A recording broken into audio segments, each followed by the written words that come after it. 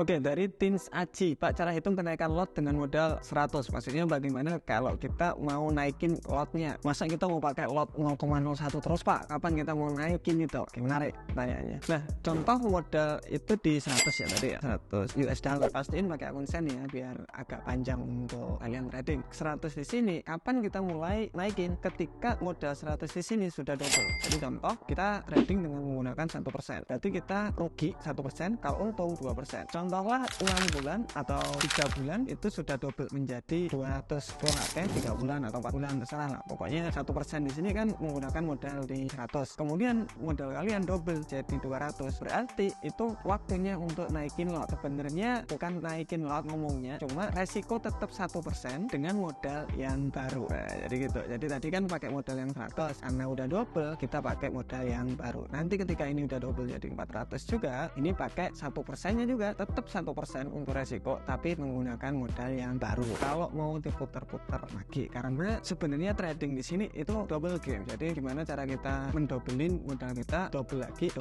dan double lagi. Ini nggak bakalan cepat. Kayak semakin cepat kalian itu 100 ke 200, katakanlah hanya butuh waktu 2 hari atau butuh hanya 1 bulan saja sudah double, Pak. Itu berarti resiko kalian kebesaran, terlalu besar. Kayak terlalu besar sekali. Nanti bisa jadi 200 di sini hilang langsung. Modalnya itu yang 200 bakalan hilang. Jadi saran saya mungkin pelan-pelan bisa di 20% per bulan. Jadi biasanya kan 5-10%. Katakanlah kalian dapatnya di 20% per bulannya. Oh, masih oke menurut saya. Tapi kalau udah 1 bulan aja udah double modalnya, itu berarti resikonya luar biasa besar. Jadi hati-hati yang kalian lihat di sosial media. Welcome to answer your question.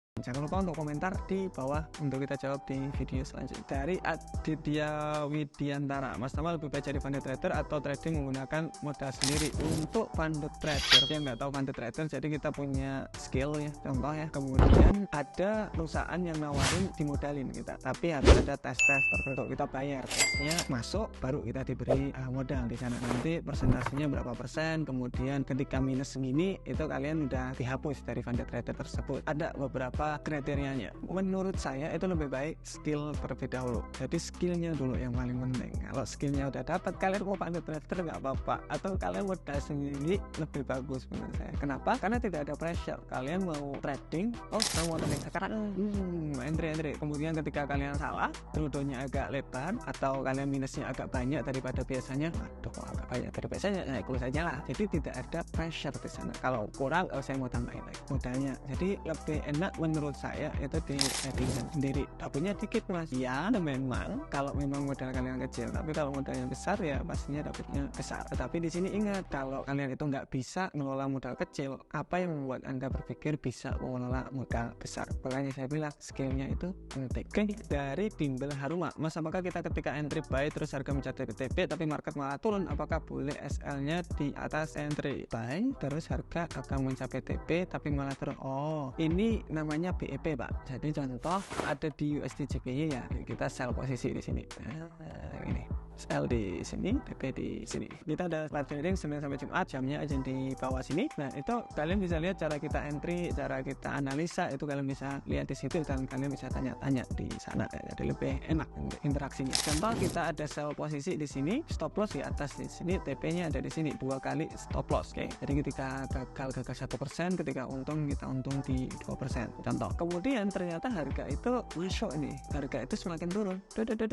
Semakin turun di sini. Apa yang harus kita lakuin? Yang kita bisa lakuin, kita bisa taruh SL stop loss di sini, digeser aja sampai ke area entry. Oke, pastiin tapi udah agak dalam. Karena kenapa? Karena kalau udah dalam pasti ada koreksi kan. Cuma koreksinya segini sebelum melanjutkan penurunan. Takutnya kalau harga ini kembali gitu. Nah, kenapa kita taruh di BEP? Supaya ketika harga ini kembali kita nggak rugi, nggak untung, nggak apa-apa. Oke, yang penting nggak rugi kan? Itu sih alasannya. Tetapi menurut saya ada 2 cara. Bisa ditaruh di BEP atau yang biasa namanya kita SL plus. Jadi katakanlah kalian pakai 1 lot tuh, harga itu udah turun di sini, sudah digini close 0,5 lot, di close dulu 0,5 lot, nanti 0,5 lot ya ditaruh di BEP. Videonya ada di sini, saya sudah jelasin cari ada cara close separuh kalau nggak salah, cara close separuh ada di situ. Oke, dari MADGP sekali open posisi kalau modal 200 itu berapa, pakai SL juga kah? Yes, pakai SL pastinya. Jadi sebenarnya stop loss di sini buat apa sih? Stop loss di sini agar kita itu tidak rugi banyak-banyak, dan kita tahu saya mau rugi berapa, kita jelas ruginya berapa. Kalau kita tahu ruginya berapa, jelas trading itu lebih enak. Katakanlah kita trading,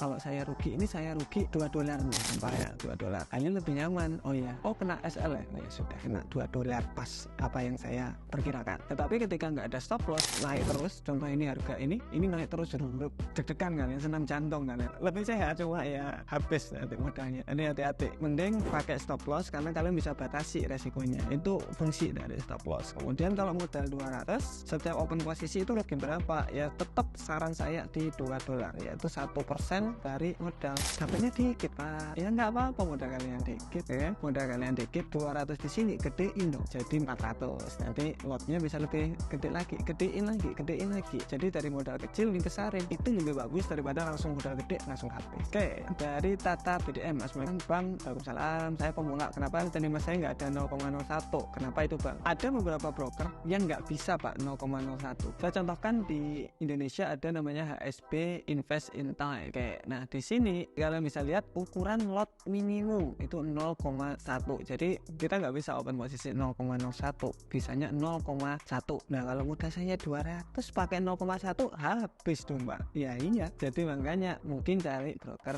yang sesuai sama risk profile-nya kalian. Jadi contoh modalnya hanya 1 juta, berarti cari broker yang bisa konsen dan bisa lebih rendah lagi. Jadi atur sendiri gimana resiko biar kalian itu tradingnya lebih nyaman, lebih aman. Dari Yoshito, melihat break retest yang dijelaskan itu idealnya time frame berapa mas? Untuk break dan retest itu sebenarnya ada di semua time frame sebenarnya. Saya contohkan di USD JPY M30 aja. Jadi kalau kalian itu lihat, contoh saya lihat market structure di M30 pak, ya berarti ya di situ break dan retestnya. Kita lihat nih, ini harga itu break, retest, kembali lagi, kemudian nanti break, retest dan lain-lain. Yang sama kalau kalian lihatnya di M30. Jadi ada dua time frame trend, dimana ini yang barusan saya liatin itu M30. Jadi kalian maka structure-nya di situ, support resistennya di situ, Fibonacci-nya di situ, dan time frame entry, dimana kalian cari rejection saja. Jadi double top, double bottom itu cari di time frame yang lebih kecil. Oke, dari Hafiz, gimana kalau modal 200 trading SAU dengan lot 0,01, bagus tidak? Oke, jadi untuk emas ya kita ngomongin ya,